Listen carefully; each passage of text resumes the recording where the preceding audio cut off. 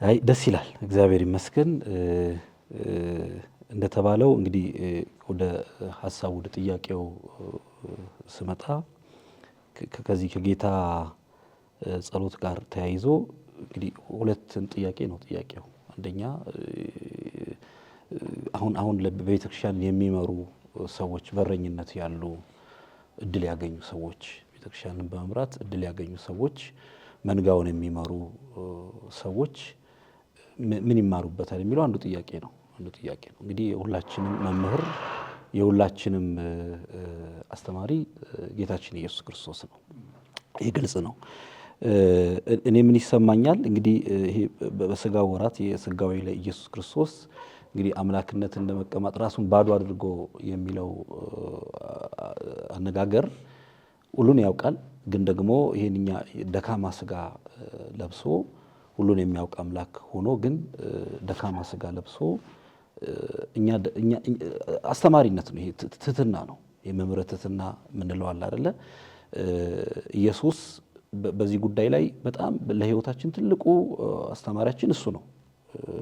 ትልቁን ትህትና የተማርነው ወይንም ዋናውን ትህትና ከምንም ጋር ሊወዳደር የማይችለውን ትህትና ያገኘነው ከጌታችን ከኢየሱስ ክርስቶስ ነው። እንደተባለው የቶማስንም ተጠራጣሪነት የጴጥሮስንም እዚህ እዛ መርገጥ የይሁዳንም መካድ እንግዲህ ብዙ ሰዎችም ያነሳሉ። ይሁዳ እንደሚክደው እያወቀ እንዲህ አደረገ ብለው መጽሐፍ ቅዱስን ዝቅ ለማድረግና የእግዚአብሔር መጽሐፍ አይደለም ለማለት አንዳንድ ሰዎች ሊጠቀሙበት ይሞክራሉ። እሱ አይደለም። ጌታ በሌላ ቦታ ላይ የትንቢት የሚፈጸምበት ሰው ወየውለት የሚል ቃል ይናገራል። ትንቢቱ የሚፈጸምበት ሰውና ትልቁ ከዚህ የምንማረው የጸሎት ህይወት ነው።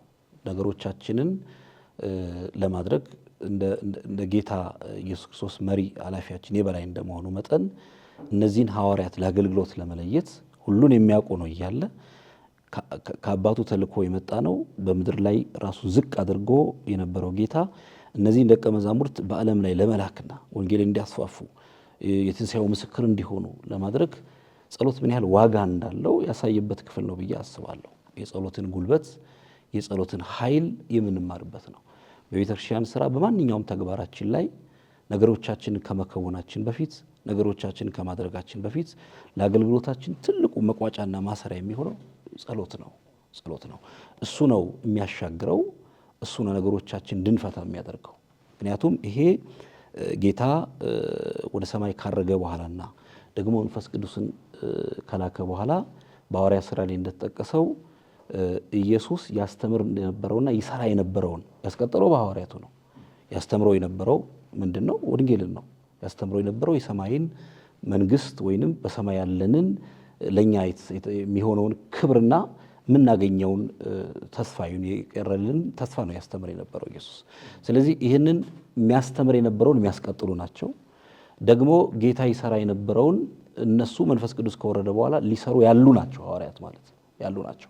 በዛን ያዘጋጃቸው እንግዲህ 3 ዓመት ቅድም እንዳለው በብዙ ነገር የተለያየ ህይወት ያላቸውን የተለያየ አመለካከት ያላቸውን የተለያየ አሁን ያዕቆብና ዮሐንስ እሳት ወርዶ ይብላቸው የሰማርያን ሰዎች ሲሉ እነዚህ የነጎድጓድ ልጆች የተባሉት ጌታ ሆይ እነዚህ ያስተምራሉ እንትን እንበላቸው እንዲህ እናርጋቸው የሆነ ከጌታ አንፃር ነው ባይዘው ከኢየሱስ አንፃር ተቆርቋሪ ሆነው የሚመጡ የተለያየ እንትን ያላቸው ናቸው።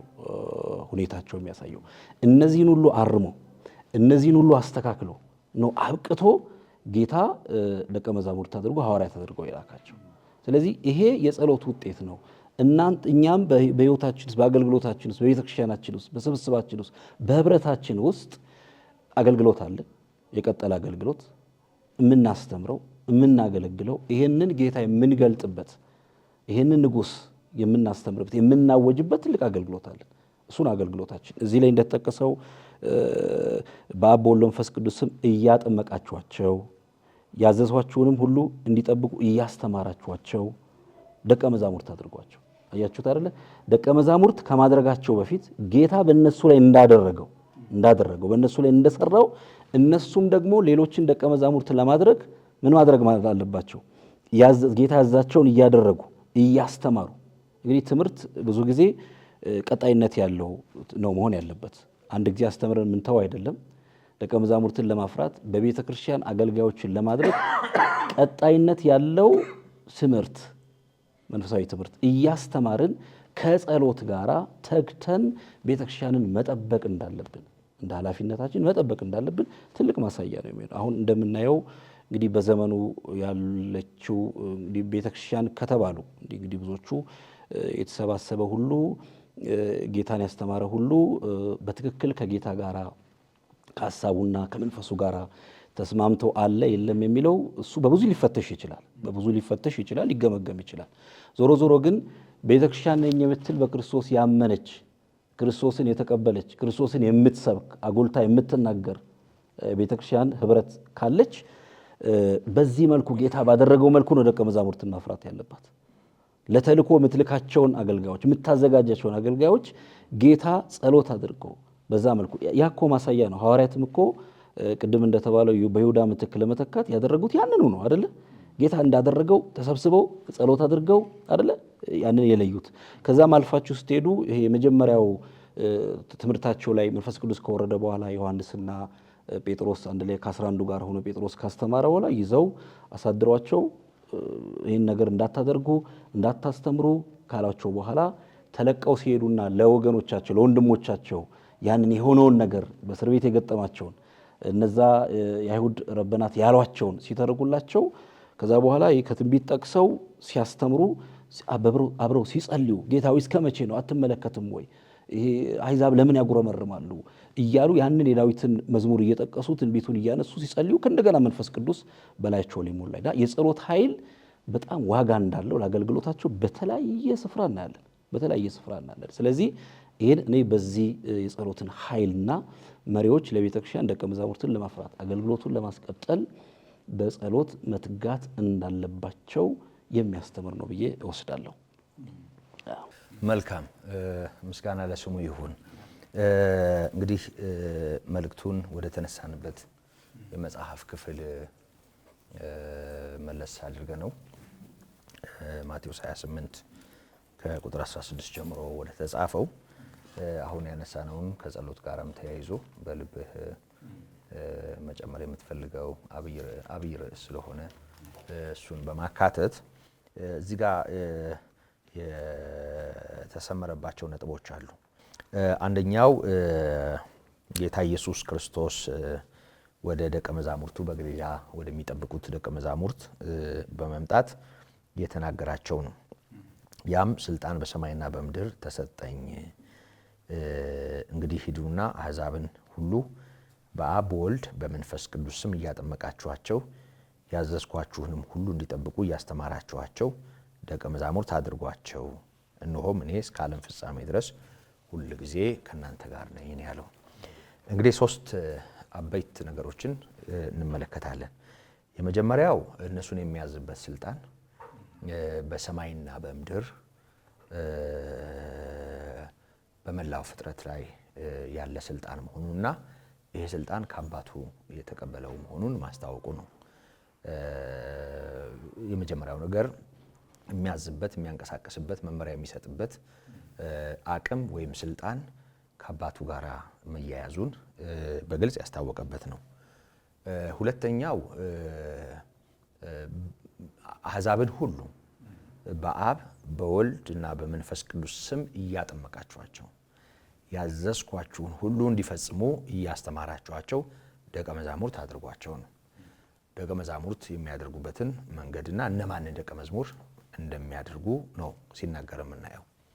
በሶስተኛ ደረጃ ይሄ ባለስልጣን በሰማይና በምድር ስልጣን ያለው ጌታ እስከ ዓለም ፍጻሜ ከእናንተ ጋር ነኝ በማለት እንደማይለያቸው ምንም ከዚህ በኋላ ጌታ ወደ አባቱ በሚታይ አካል ቢሄድም ግን ደግሞ በዚህ በሰማይና በምድር ባለው ስልጣን እና ባለው ማንነት ሁል ጊዜ እስከ ዓለም ፍጻሜ ማለት እስከ ዓለም ፍጻሜ ማለት በቃ ይሄ የጸጋ ዘመን እስከሚያበቃ ዓለም በእንዲህ አይነት ሁኔታ የሚያስፈልጋት አገልግሎት ማስፈለጉ እስኪያቆም ድረስ ልንለው እንችላለን። ምክንያቱም ደጁ የሚዘጋበት ጊዜ አለ። ዓለም እንደዚህ አትቀጥልም። ወንጌል እየተሰበከ በቃ ዘላለም አይኖርም። ምክንያቱም የዚህ ነገር ፍጻሜ ያለው አንድ ቀን ጌታ የተዘራውን ወደ ራሱ የሚሰበስብበት በክብር የሚገለጥበት ጊዜ ስላለ ይሄ እስከ ዓለም ፍጻሜ የሚለው ቃል ይህንን ወሰን የሚያሳይ ነው። ከዛ ባሻገር ግን አንዳንዴ አይደለም የሆነ በቃ ስሜታቸው ጥሩ ሲሆን አይደለም፣ ለአምልኮ ሲሰበሰቡ በቤተክርስቲያን እንዲህ በጉባኤ ሲገኙ አይደለም፣ ደግሞ መንገዱን ሲሄዱም አይደለም። ሁል ጊዜ እኔ ከእናንተ ጋር ነኝ። እነዚህ 3 ነጥቦች እውነቱን ለመናገር እያንዳንዳቸው ሰፊ መርሃ ግብር ሊሆኑ የሚችሉ መሆናቸው ይታወቃል። የሆነ ሆኖ መነሻችን ይሄው ነውና ታላቁን ተልእኮ ማዕከል ያደረገ ስለሆነ እንደው ጸሎቱን ይሄንን ካዘዘበት ስልጣን ጋር በማያያዝ አማኝ በዚህ ዘመን የወንጌልን ስልጣን፣ የእግዚአብሔርን ቃል ስልጣን፣ የምስራቹን ኃይል አቅም እንዴት ነው ማሰብ ያለበት? ከጌታ ቃል ተነስተን ማለት ነው። ይህንን ብናሰምርበት መልካም ነው። ሙሉቀን መልካም ነው። እንግዲህ እጅግ ሰፊና ትልቅ ሀሳብ ነው ያነሳኸው። ያው ጥቂት አስተያየቶች ነው የምሰጥበት። እንግዲህ አሁን በዚህ ምዕራፍ ላይ ያየናቸው የጌታ ደቀ መዛሙርት ለዚህ በቅተው ሲላኩ ጌታ ያዘዛቸውን ትእዛዝ ነው ያነበብነው። እንግዲህ ከጸሎቱ ጊዜ ጀምረን ስንመለከት እንግዲህ ቅድምም ስናነሳ ነበር ብዙዎች ጌታ ኢየሱስን ተከትለውታል። ስለ 12ቱ ሐዋርያት ግን ሁል ጊዜም የእግዚአብሔር ቃል የሚያስተምረን ለላቀ አገልግሎት መለየታቸውን ነው። ምን ማለት ነው? ከጌታ ቀጥለው ይህን እምነት፣ ይህን ትምህርት፣ ይህን ስራ የሚሰሩ። ስለዚህ ጌታ ምን እያደረገ ነው? እርሱን በቀጥታ ባይተኩትም በእርሱ ስልጣን እርሱ ሲያደርግና ሲያስተምር የኖረውን ይዘው የሚሄዱ ናቸው። ጌታ ኢየሱስ ከአብ የተለየ ልዩ ፈቃድ የለውም። በእውነት እሱ በአብ ልብ ያለውን ምስጢር የሚካፈል የተለየ ነው። የሚላኑ አምብሮስ በዚህ ክፍል ላይ አንድ ይሄ ያነሳ ነው ላይ እንዲህ ይላል፣ በእውነት ኢየሱስ ከሌሎች ጋር ሲጸልይ አንድም ቦታ አላየሁም ይላል። የኢየሱስ ጸሎት ምን ያህል ልዩ እንደሆነ ለመናገር ፈልጎ ነው። እንደዛ ይመስለኛል ይላል። ማለት ተሳስቼ እንደሆነ ማለቱ ነው። በአድናቆት ነው የሚናገረው። የጌታችን የኢየሱስ ጸሎትና የእኛ ጸሎት በእውነት አቻ ሆኖ በአብ ፊት አይቀርብም።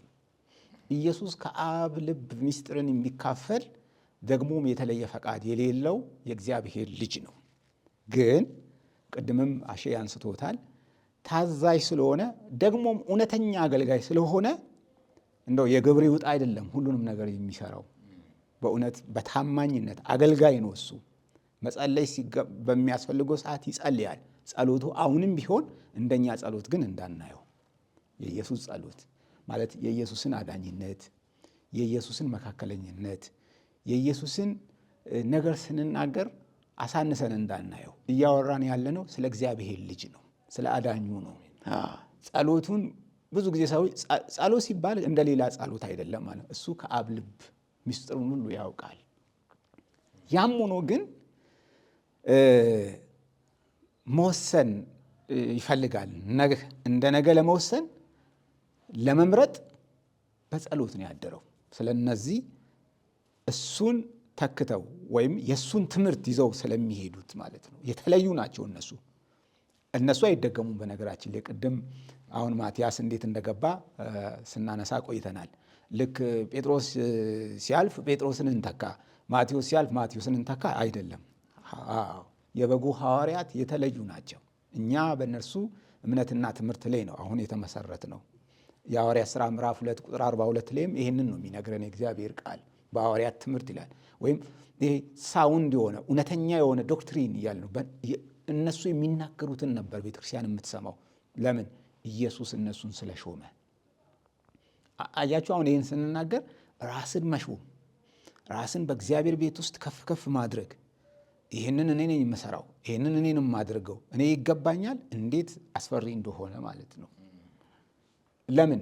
ኢየሱስ በጥንቃቄ ነው የቤተክርስቲያን መሪዎችን ያስቀመጠው። እነዚህ መሪዎች እምነትን ቢያበላሹ ዛሬ አሁን 2000 ዓመት ላይ አለን። የተበላሸ ነገር ነበር የምንቀበለው። ቤተክርስቲያን በየዘመኑ ብዙ መከራ ውስጥ ያለፈችው ከውጭ በሚመጣባት የሰማዕትነት ዋጋ፣ ስደት፣ ብዙ ነገር አይደለም። በውስጥ ትምህርቷን ብዙ ጊዜ አሁን እኛ ሀገር ድብልቅልቅልቅ እንደሚያደርጉት ማለት ነው። ይሄ እንደተፈለገ እምነትን እንደተፈለገ ነው አሁን ብዙዎች የኖርንበት ማለት እንደተፈለገ። በእውነት እንደተፈለገ አይደለም። መስመራችንን መልቀቅ የለብንም። መስመር ለቀቅን ማለት ኢየሱስ በዛ ሌሊት ያደረገውን ነገር እየተቃወምን ነው ማለት ነው። ተቃራኒ እኮ ነው የምናስበው ማለት ነው። ጥንቃቄ ያስፈልጋል። በጣም ብዙ ነገር አንስታችኋል። የትኛውም የቤተ ክርስቲያን ስራ ቀላል አይደለም።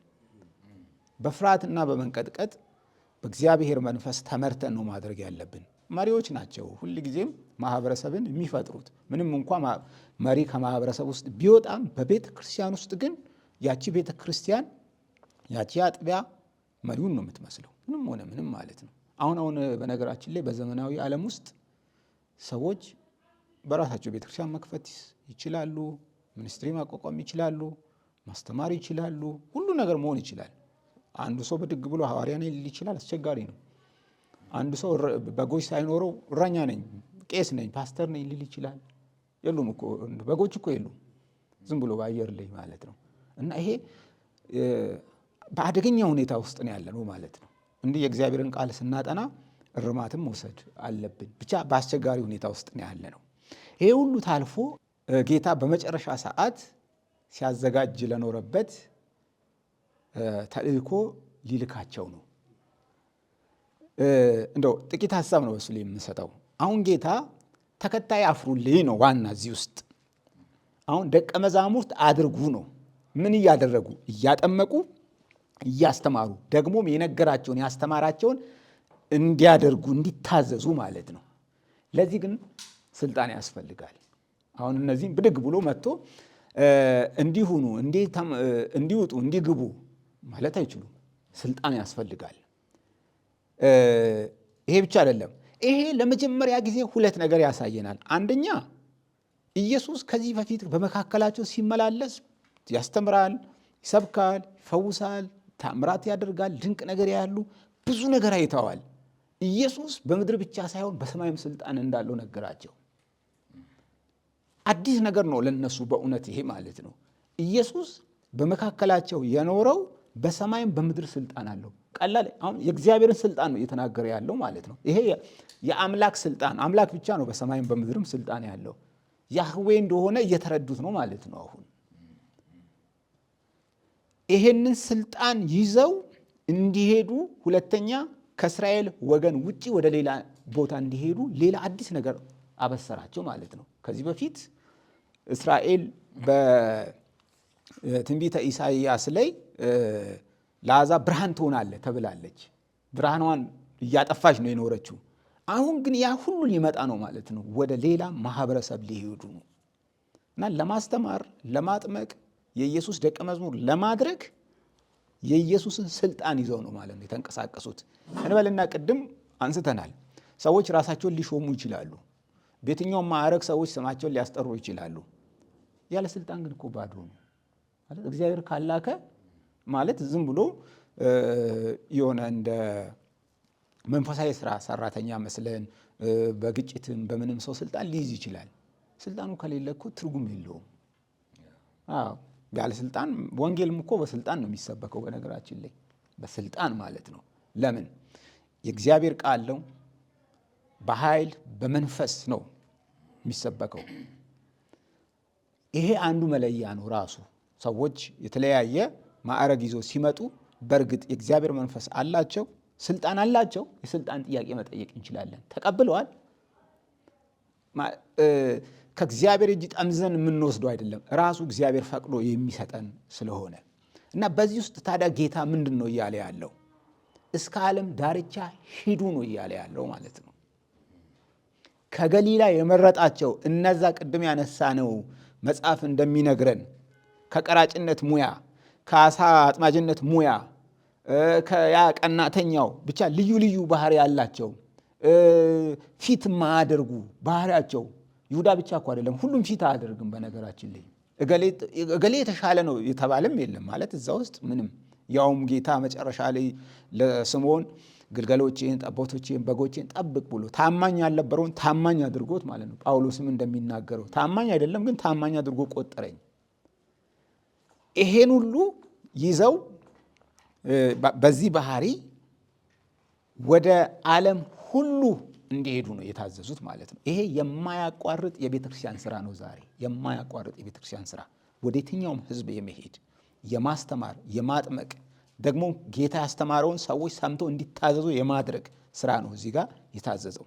ይህ ስራ እንግዲህ እንዲህ ባለው ሁኔታ ከዛ ዘመን ጀምሮ ለ2000 ዓመት እየተሰራ ነው ያለው። እንደ ታሪክ የምናወራው ሳይሆን ሕያው ሆኖ በእኛ መካከል የሚኖር ነው።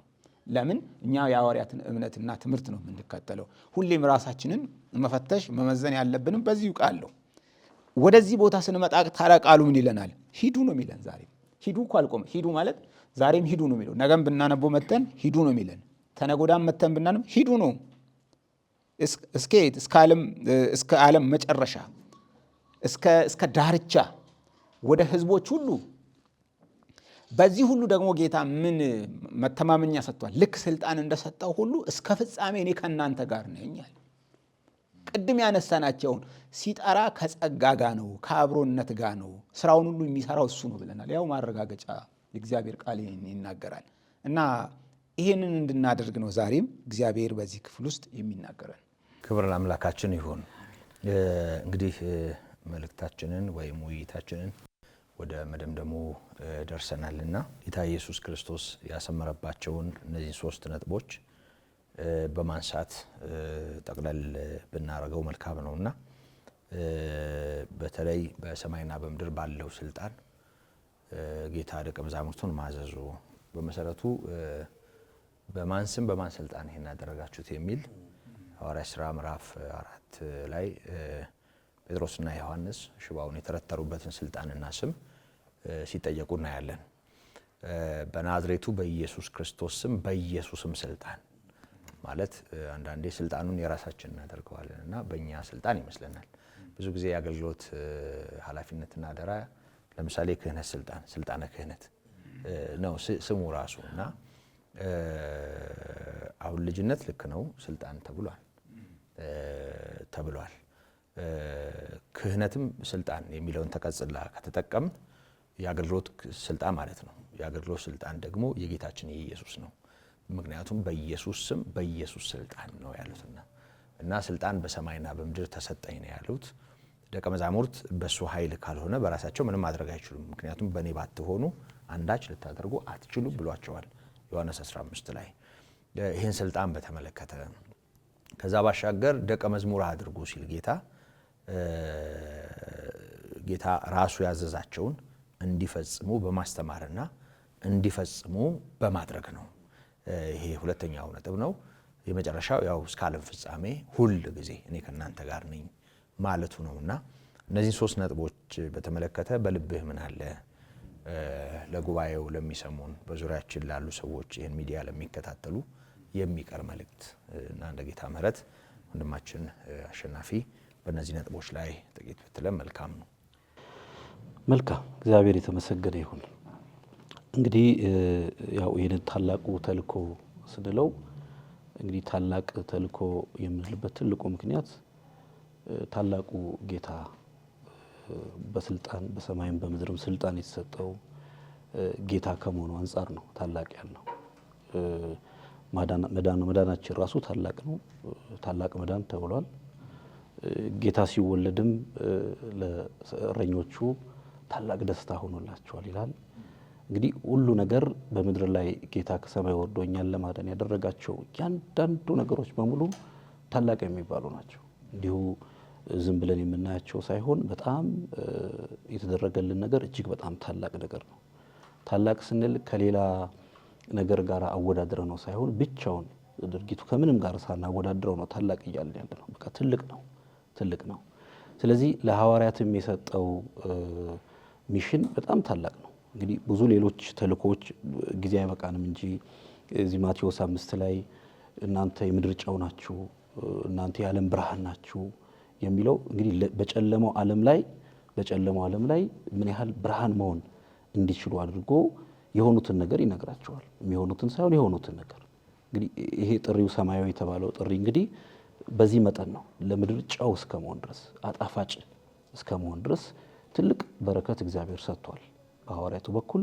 እንግዲህ እንደተባለው ደግሞ ከእናንተ ጋር ነኝ አማኑኤል የሚለው አማኑኤል ብሂል እግዚአብሔር ምስሌነ የሚለው አማኑኤል ማለት እግዚአብሔር ከኛ ጋር ነው። እግዚአብሔር ከኛ ጋር ነው ሁል ጊዜ ማለት ነው። እና ከሐዋርያቱ ጋር በዚህ መልኩ ነው እንግዲህ ጌታ እያዘጋጀ ይህን ትልቅ በረከትና ስልጣን የሰጣቸው ብዙ ተልእኮዎች አሉ።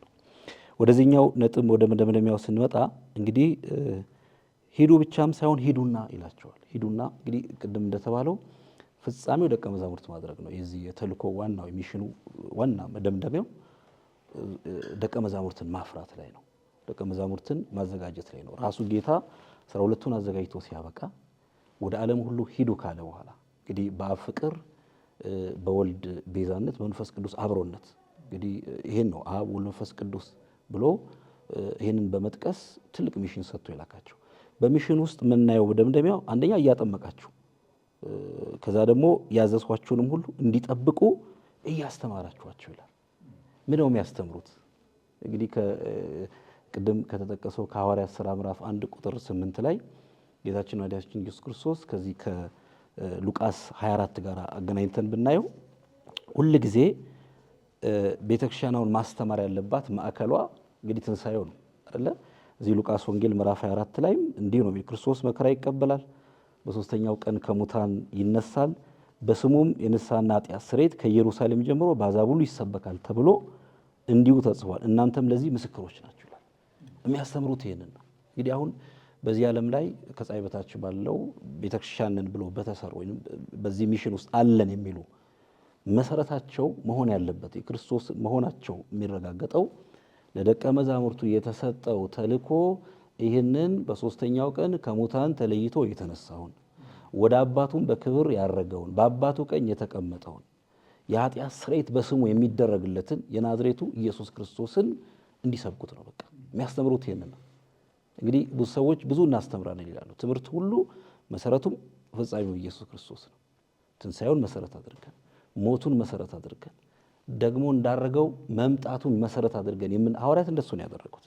አይታችሁ ከሆነ ከመጀመሪያው ከምዕራፍ 1 ጀምሮ እያየን ስንሄድ ከዛ ደግሞ ወደ መንፈስ ቅዱስ ከወረደ በኋላ ስፔሻሊ ልክ መንፈስ ቅዱስ ከወረደ በኋላ እያንዳንዱ የሐዋርያት ትምህርት መሰረት የሚያደርገው ሕያው የሆነውን ኢየሱስን ማስተማር ነው። እሱን መግለጥ፣ እሱን ማግነን በዚህ ዓለም ላይ ጌታችን ኢየሱስ ክርስቶስ የመጣበትን ደግሞ የሰራውን ስራ ለዓለም እስከ ዓለም ፍጻሜው ድረስ ጌታ ኢየሱስ ክርስቶስ እስከሚገለጥበት እስከ መጨረሻው እስከ ፍርድ ዘመን ድረስ ወይም እኛ እስከምንነጠቅበት ጊዜ ድረስ ይህንን ማስተማር እንዳለብን ነው ግልጽ የሆነልን ማለት ነው። ከዚህ ውጭ ትምህርት የለም። ከዚህ ውጭ ወንጌል የለም። ከዚህ ውጭ የምስራች የለም። ስለዚህ እያስተማራችሁ ሲል እኛ ደቀ መዛሙርት የምናስተምረው ይሄንን ነው መሰረታችን። ከዚህ ውጭ መሰረት የለም። የተመሰረተውም የተገለጠውም ይሄንን ነው። ይሄንን እያስተማራችሁ ደቀ መዛሙርት አድርጓቸው። ደቀ መዛሙርት ለማድረግ እነዚህ ነገሮች መሰረታዊ ነገሮች ናቸው። በጣም ፈንዳሜንታል፣ በጣም መሰረታዊ ነገሮች። ከዚህ ውጭ የለም። ወደ ግራም ልንል አንችልም፣ ወደ ቀኝም ልንል አንችልም። መሰረቱ እሱ ነው። ይሄን እያደረጋችሁ ከሄዳችሁ እኔ ከእናንተ ጋር ነኝ፣ አይዟችሁ። እንግዲህ ይሄ ተስፋ የሚሰጥ ነው አይደለ? እንግዲህ መከራ አለ።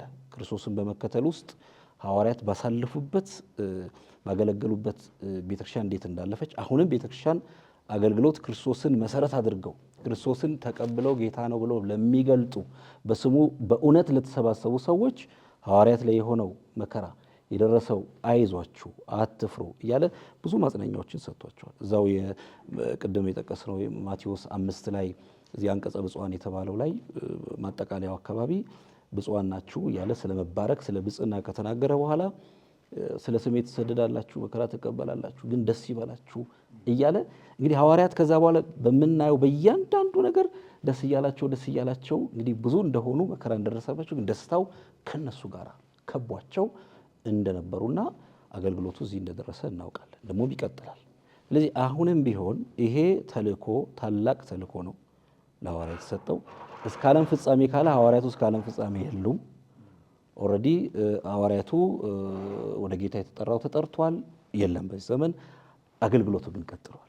ያን አገልግሎት የምናስቀጥለው በዚህ መንገድ ነው። እያጠመቅን፣ እያስተማርን፣ ትእዛዝ ጌታ ያዘዘውን እንዲፈጽሙ እያደረግን ያንን እያስቀጠልን እንደምንሄድ ይሄ ሚሽን ይሄ ተልእኮ ዛሬም ለቤተ ክርስቲያን እንደሚሰራና ደቀ መዛሙርት በዚህ መልኩ መዘጋጀት እንዳለባቸው የሚያስተምረን እንደሆነ እረዳለሁ። በዚህ መልኩ ብናየው መልካም ነው።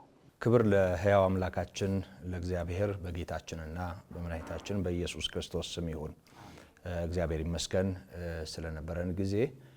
እንግዲህ እንደ ማጠቃለያ ጥቂት ነገር ለማለት ያህል ይህንን የመጽሐፍ ክፍል ስናነሳ ያው ጌታ ኢየሱስ ክርስቶስ ከትንሣኤው በኋላ ገሊላ ከጠበቁት ደቀ መዛሙርቱ ጋር ሲገናኝ እግሩን ይዘው እንደሰገዱለት ይናገራል እና አምልኮ መቀበሉን እንደተሰገደለት ጴጥሮስ ቆርኔሌዎስ ሲሰግድለት ወይም ደግሞ የእግዚአብሔር መልአክ ዮሐንስ ሲሰግድለት እንዳለው ስግደቱን ሲገፋ እናይም። ስግደት የሚገባው መለኮት እንደሆነ ሞትን ድል አድርጎ መነሳቱ ደግሞ ክርስቶስነቱም የእግዚአብሔር ልጅነቱም መረጋገጡን የሚያሳይ መሆኑን እንገነዘባለን። ይሄ መጀመሪያው ነጥብ ነው። ከዛ ባሻገር ጌታ ኢየሱስ ክርስቶስ ከሰማይ የወረደ ነው። ይሄን ለኒቆዲሞስም ስለ ዳግም ልደት ባብራራለት ጊዜ ከሰማይ ከወረደው በቀር ወደ ሰማይ የወጣ ማንም የለም፣ እሱም በሰማያት የሚኖረው የሰው ልጅ ነው በማለት ከሰማይ የወረደው ወደ ሰማይ እንደሚወጣና መኖሪያው በሰማያት እንደሆነ መናገሩን እናስተውላለን።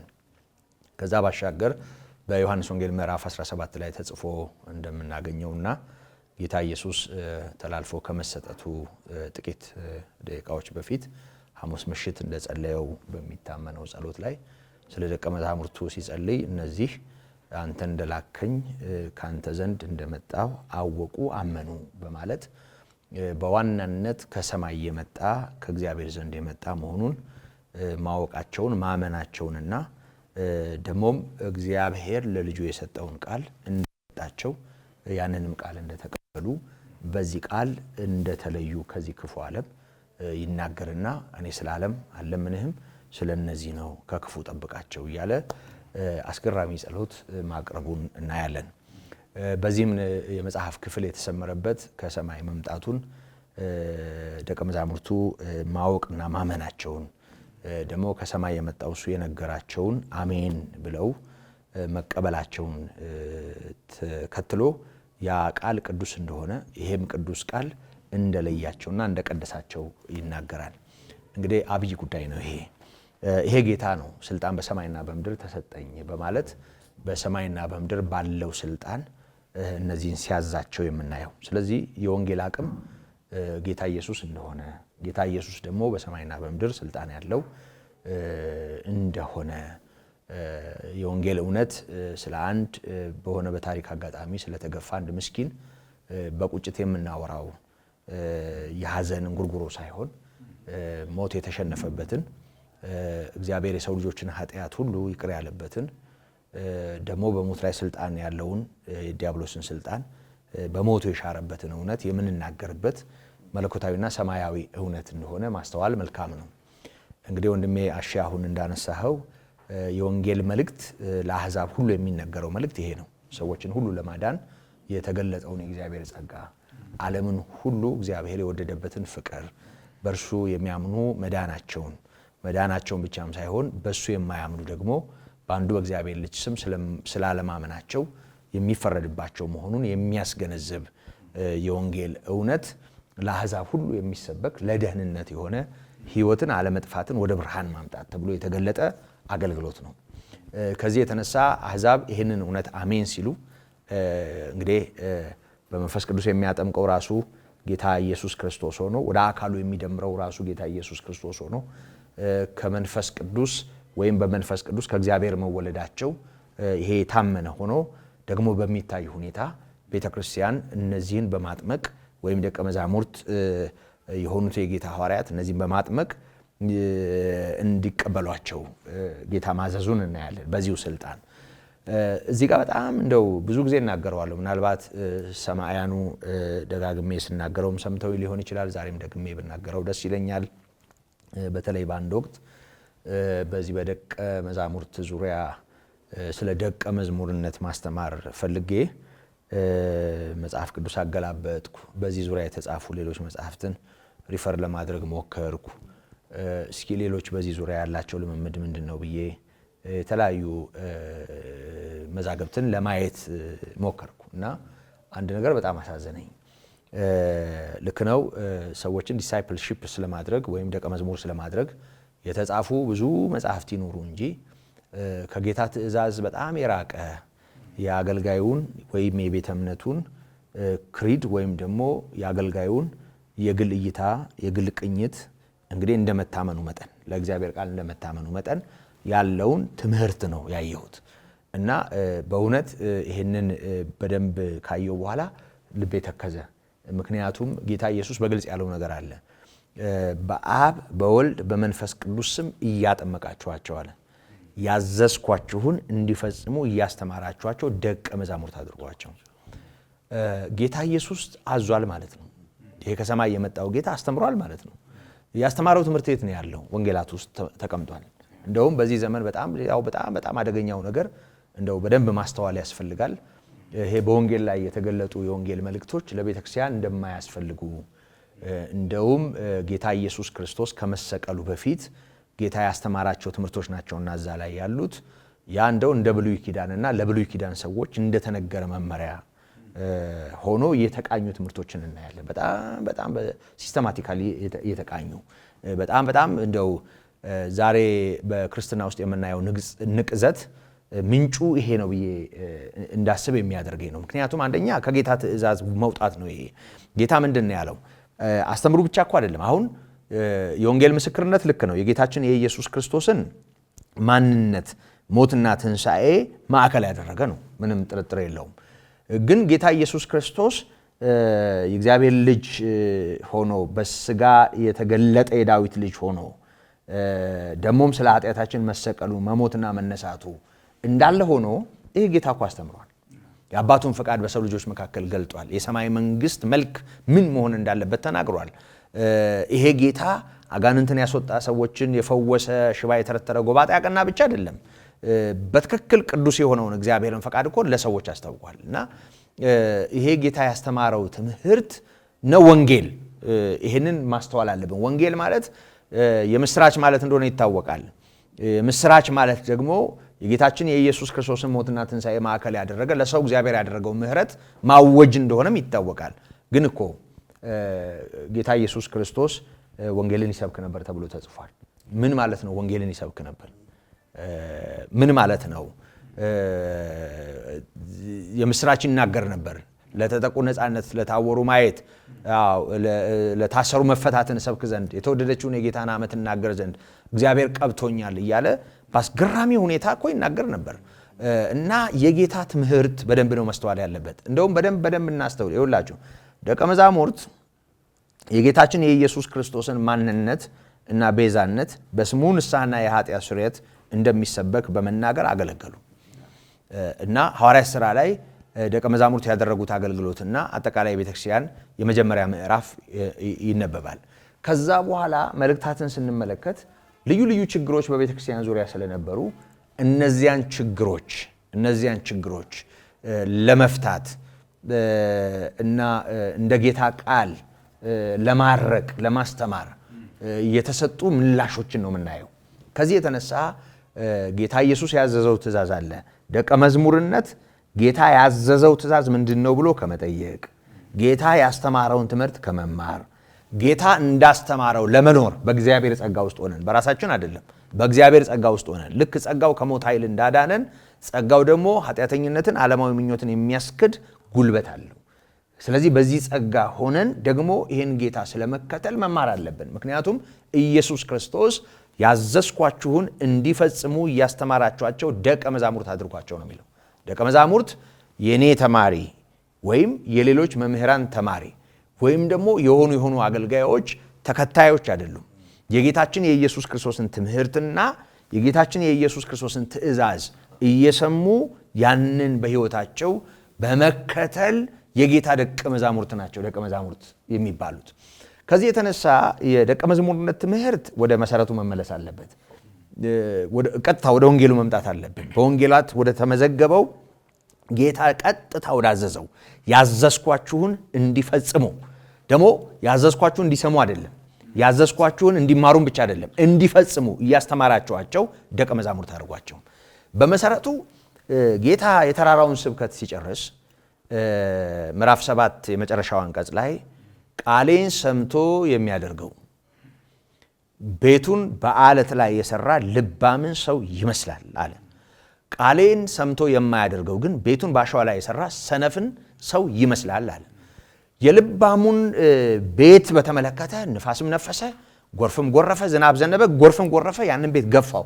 ያ ቤት በአለት ላይ ስለተሰራ አልወደቀም ይላል። ደግሞ የሰነፉስ በዛው መጠን ውሽንፍር አገኘው፣ ዝናብ አገኘው፣ ጎርፍ ጎረፈበት፣ ወደቀ ብቻም ሳይሆን አወዳደቁ ታላቅ ሆነ ይላል። ስለዚህ ጌታ ኢየሱስ ክርስቶስ ከሰማየ ሰማያት የወረደና እኛን ስለማዳን በቀራንዮ መስቀል ላይ የተሰቀለ ብቻም ሳይሆን የአባቱን ፈቃድ በማስታወቅ ያስተማረ ጤናማውን የሰማይ መንግስት አዋጅ በሰው ልጆች መካከል የተነገረ እና የተናገረ አገልጋይ ነው። በደንብ ማስተዋል ያለብን ልክ ነው። በሕጉ በፈቃዱ ሰዎች ላይሄዱ ይችላሉ። ምክንያቱም እንደ ስጋ ማለት ያው ስጋ ለእግዚአብሔር ሕግ ስለማይገዛ ውድቀት ሊኖር ይችላል፣ ሽንፈት ሊኖር ይችላል፣ መደነቃቀፍ ሊኖር ይችላል። ልክ ሰው በጸጋው እንደዳነ ሁሉ አሁንም በእግዚአብሔር ጸጋ ከወደቀበት ተነስቶ በሊቀ ካህናት በኢየሱስ በኩል ይሄ መንፈሳዊ ጉዞ ይቀጥላል እንጂ ጌታን ያስተማረውን ትምህርት ወደ ጎን አድርጎ ደቀ መዝሙርነት ትርጉም ያለው አይደለም እና በዚህ ጉዳይ በደንብ መስተዋል እንዳለበት ሁሉም ሰው ሊነቃ እንደሚገባው እስኪ ጌታ ምን አስተማረ? እስቲ የጤናማ ህይወት መልክ ምን ይመስላል? የእግዚአብሔር መንግስት መዓዛ ምን ይመስላል? ጌታ በህይወታችን በትክክል እንዲታይ ከጌታ ትእዛዝ አኳያ ህይወታችን እንዴት ነው መቃኘት ያለበት የሚለውን ማስተዋል ካልቻል ያው የቁልቁለቱ ጉዞ ቀጣይ ይሆናል ማለት ነው። ስለዚህ ይሄ መስተዋል አለበት። ደቀ መዝሙርነት የየቤተ እምነቱን ማኒፌስቶ ወይም ደግሞ ህግ ቤተክርስቲያን የምንለውን ክሪድ ወይም ደግሞ ቀኖና ከማስጠናት ባሻገር ማስጠናቱ በራሱ ክፉ ነው እያልኩ አይደለም። ከማስጠናቱ ያለፈ ነው፣ የበለጠም የቀደመም ነው። ጌታ ያዘዘውን ትእዛዝ ማስተማር፣ እንዲፈጽሙት ሰዎችን ማበረታታት ያስፈልጋል። ይሄን እያደረጋችሁ እንግዲህ ሰዎች የምስራች ሲሰሙ እግዚአብሔር ምሕረት አድርጎላቸዋል ነው። መቼም ለአሕዛብ ወይም ቃሉን ለሚሰሙ ሰዎች የምትሰብከው ይሄን አድርግ ይሄን አታድርግ አይደለም። ይሄ ተደርጎልሃል ነው። ይሄ ተደርጎልሃል ተብሎ ከጌታ ሞትና ትንሣኤ ጋር በመስማማት የተጠመቀን ሰው ዳግመኛ የተወለደን ሰው በክርስቶስ በማመን የተወለደን ሰው ከመንፈስ ቅዱስ የተወለደን ሰው ደግሞ አሁን ለተጠራበት የህይወት አይነት እንዲኖር ደግሞ የጌታን ትምህርት የጌታን ፍለጋ ማሳየት የጌታችን የኢየሱስ ክርስቶስ ትእዛዝ መሆኑ መስተዋል መቻል አለበት። አንዳንዴ ይሄ አድርግ አታድርግ ጋር ስለሚገናኝ ወደ ብሉይ ኪዳን የሄድን የጸጋውን ወንጌል ያልተረዳን በሚመስል ሁኔታ በጣም ብዙ ሰው ልክ ባልሆነ መንገድ እየሄደ እንደሆነ እያየን ነው እና ይሄን ማስተዋል አለብን። ኢየሱስንም የኦሪት ሰባኪ አድርጎ መገንዘብ በጣም ልክ ነው። አዎ ልክ ነው። እንደውም በግልጽ እኮ ከሐዋርያት ሥራ ምዕራፍ 2 በፊት የነበረውን አገልግሎት ጠቅላላ የብሉይ ኪዳን አገልግሎት አድርገው የሚያስቡ አዲስ ኪዳን በመስቀል ላይ ጌታ ከተሰቀለበት ጊዜ አንስቶ እንደሆነ የሚያስተምሩ ሰዎች አሉ። ምንም ጥርጥር የለውም። በእኛና በእግዚአብሔር መካከል የነበረው የጸብ ግድግዳ የፈረሰው መስቀሉ ላይ ነው። የሁላችንም ኃጢአት ተሸክሞ ጌታ ኢየሱስ ክርስቶስ በመስቀል ላይ ሞቷል። ግን እኮ ጌታ በምድር ላይ ተገልጦ ለታሰሩ መፈታት፣ ለታወሩ ማየት፣ ለተጠቁ ነፃነት እኮ ሰብኳል። ይሄ ጌታ በእግዚአብሔር ጣት አጋንንትን የማወጣ ከሆነ እንኪያስ የእግዚአብሔር መንግስት ወደ እናንተ ደርሳለች በማለት መናገሩን እንመለከታለን። ስለዚህ የመንግስቱን ወንጌል ጌታ ሰብኳል። ጌታ የጨለማውን ስልጣን አሳዷል። ሰዎችን ወደ ነፃነት ወደ እረፍት አምጥቷል። ይሄ ጌታ ይሄንን እያደረገ ኖሮ ደግሞ የመጣበትን ዋና ስራ በመስቀል ላይ ሰርቷል። ልክ ነው። በደሙ ከእግዚአብሔር ጋር ታርቀናል። ከዛ በፊትም የነበረው ከዛ በኋላም ያለው ሁሉ በዚህ እውነት ነው የታረቀው። ይሄንን እውነት እናውጃለን። የነፃነት አዋጅ ነው፣ የምስራች ነው፣ ወንጌል ነው። ይሄን ወንጌል የሚሰማ ሰው ጌታ ያስተማረውን ትምህርት አይመለከተኝም ማለት ይችላል ወይ? ጌታ ያስተማረው ትምህርት ከኔ ጋር አይገናኝም ማለት ይችላል ወይ? ያ ቢሆን ጌታ ኢየሱስ ክርስቶስ ያዘዝኳችሁን እንዲፈጽሙ እያስተማራችኋቸው አይልም ነበር። ይሄንን ማስተዋል መቻል አለብን። ወንጌልም ማለት ይሄ እንደሆነ አሁንም ደግመን ደጋግመን እናሰምርበታለን። ከዚሁ ጋር በተያያዥነት ሌላው በደንብ ልናስተውለው የሚገባው እውነት እና ደስ የሚለው ተስፋ ጌታ ኢየሱስ ክርስቶስ ይሄን ካዘዘ በኋላ እኔ እስከ ዓለም ፍጻሜ ድረስ ሁል ጊዜ ከእናንተ ጋር ነኝ አለ። በጣም ይገርማል። ማለት ቅድም ተነስቷል፣ እንደ በጎች በተኩላዎች መካከል አልፈዋል። እንግዲህ አርጅቶ ሸምግሎ እንደ ማንኛውም ሰው የሽምግልና እረፍት ያረፈ አንድ ደቀ መዝሙር እንዳለው ጌታ ቅዱሳት መጻሕፍት አይነግሩንም፣ የቤተ ክርስቲያን ታሪክ አይነግረንም። እስከ 96 ዓመተ ምህረት ድረስ በሕይወት እንደነበረ የሚታመነው ወንጌላዊው ቅዱስ ዮሐንስ ባለ ራእዩ እንኳ ፍጥሞ ደሴት ላይ የሽምግልና ዘመኑ በስር እንደነበረ ራእዩን ያየው እዛ ደሴት ላይ ሆኖ እንደሆነ ይታወቃል። ከዚህ የተነሳ ደቀ መዛሙርቱ በብዙ መከራ ውስጥ አልፈዋል። ያ ከመሆኑም በፊት ጌታ ነግሯቸዋል። ቅድምም አንስተናል። ስለ ስሜ ትጠላላችሁ ብሏል። እናንተን የሚገድሉ እግዚአብሔር እንደሚያገለግሉ የሚያስቡበት ዘመን ይመጣል ብሏል። ምን ማለት ነው? እስከ ዓለም ፍጻሜ ከእናንተ ጋር ነኝ ማለት ከሚሰደዱት ጋር ይሆናል ማለት ነው። አዎ። መከራ ከሚቀበሉት ጋር ይሆናል ማለት ነው። አዎ። ይሄን ስም ተሸክመው ቢገደሉ እነዚህ ሰዎች በዚህ መንገድ ውስጥ ሲያልፉ ጌታ አብሮ ነበር ማለት ነው። አዎ። በጣም የሚገርመው ነገር ያዕቆብ ተገድሏል፣ በሄሮድስ ሰይፍ ተቀልቶ። እስጢፋኖስ እንደ እባብ በድንጋይ ተወግሮ ተቀጥቅጦ ሰማዕት ሆኗል። ብዙ የጌታ ደቀ መዛሙርት በመከራ ውስጥ አልፈዋል። በዚህ ሁሉ ነገር ውስጥ ግን ይሄ ብርሃን ከነሱ ጋር ስለነበረ፣ ይሄ ሕይወት ከነሱ ጋር ስለነበረ የነፍሳቸው ጠባቂ ለዚህ እውነት ታምነው ነፍሳቸውን አሳልፈው ሰጥተዋል። ስለዚህ በእውነት ሰው ይሄን እውነት ከተቀበለ፣ ካመነ፣ ካስተዋለ፣ በዚህ እውነት ከጸና የትኛውም የጠላት ምክርና ተንኮል በሱ ላይ እንዳይሰለጥን የጌታ ድጋፍ፣ የጌታ አቅም፣ ልክ ጳውሎስ የደረሰበትን መከራ ይናገራል። ከአንበሳ አፍ ዳንኩ ይላል። ጌታ ግን አጠገቤ ቆሞ አበረታኝ ይላል። ብዙዎች ተውኝ ይላል፣ ግን ጌታ ከኔ ጋር ነበር ይላል። ልክ እንደዚህ ሁሉ በእውነት ይሄ ሞትን ድል ያደረገው ጌታ ያኔ ደቀ መዛሙርት ከኋላ ቀሚሱን እየዳሰሱ ኩትኩት እያሉ ይከተሉት የነበረ ጌታ እንደ ያኔው ምንጎትተው ቀሚስ ምንዳሰሰው የሆነ ነገር ባይኖርም ይሄ ሕይወትን የሚሰጥ መንፈስ ሕያው የሆነ ጌታ ግን አብሮን አለ። ዛሬም የሕይወታችን ባለቤት ነው። ዛሬም የአገልግሎታችን ባለስልጣን ነው። በሱ ኃይል፣ በሱ ስልጣን ነው ወንጌል የሚሰበከው። ዛሬም የታሰረውን ይፈታል፣ የወደቀውን ያነሳል፣ የተሰበረውን ይጠግናል። ዛሬም ሰዎች ከእግዚአብሔር ጋር ይታረቃሉ። ይህን የማስታረቅ ቃል በእኛ አኑሯል። ከእግዚአብሔር ጋር ታረቁ ብለን ስለ ክርስቶስ እንለምናቸዋለን። በቅዱሳት መጻሕፍት እንደተጻፈውና የተወደዳችሁ ታሪክ ልናስታውስ፣ አገልግሎት እንዲነበር ልንል፣ ስለነበረውና ስላለፈው ዘመን እየተረክን ከንፈር እየመጠጥን አቤት ያኔ ልንል ልንደነቅ በዚህ ያልተቀመጥንም። እንዲህ አይነት መርሃ ግብር አልዘረጋንም። ሕያው የሆነውን እንሰብካለን፣ አሸናፊውን እንናገራለን። በሕይወታችን የቀመስነውን፣ ያጣጣምነውን፣ ያየነውን ሲረዳን፣ ሲደግፈን፣ ሲያሻግረን በሰው ጥበብና ማስተዋል ቢሆን የማይታለፉ ብዙ ዓመታት እግዚአብሔር አስገራሚ የሆነ የጸጋውን ሙላት በእኛ አድርጎ እግዚአብሔር አብሮን ሲሰራ አይተናል። የዚህ ሕያው አምላክ ሕያው ምስክር አድርጎናል በእውነት እና በዚህ በጣም ደስ ይለናል። እንግዲህ አብራችሁን ቀላል የማይባሉ ዓመታትን እግዚአብሔርን ቃል የወንጌልን ብርሃን አብራችሁን በመስማት ደግሞም ከኛ ጋር በአገልግሎት በመጠመድ እግዚአብሔር እንደሰጣችሁ ጸጋ መጠን በዚህ መስመር አብራችሁ ያላችሁ ሁሉ በእውነት ደስ ይበላችሁ። እንደገና የሥራ ዘመን ስራ የሞላበት አገልግሎት ትጋት፣ በእግዚአብሔር ጸጋ የተገለጠ ሕይወት፣ ብዙዎች የሚድኑበት፣ ብዙዎች ወደ እግዚአብሔር ምሕረት የሚመጡበት፣ የአሮጊቶችን ጨዋታ ከሚመስል ተረት፣ ከከንቱ ነገር ብዙዎች የሚያመልጡበት ገና በእግዚአብሔር ጸጋ እና ምሕረት ከፍ የሚል የሚሰፋ የሚያድግ አገልግሎት እንዳለን እናምናለን። ለዚህ ሁሉ የጌታ ጸጋ አሁንም በነገር ሁሉ እንዲበዛልን በጸሎት አብራችሁ እንድትሆኑ በጌታ ፍቅር እንጋብዛለን። በድጋሚ እግዚአብሔር በሰጠን አገልግሎት በእኛ ዘመን የወንጌል ምስክር በሆንበት መስመር በእውነት ይህን ሁሉ ዘመን ሰጥቶ አብሮ ስላኖረንና እዚህ ስላደረሰን እንኳን አደረሳችሁ አደረሰን እንላችኋለን። ጸጋው በጥበብና በአእምሮ ሁሉ ይብዛላችሁ። ወስብሐት ለእግዚአብሔር።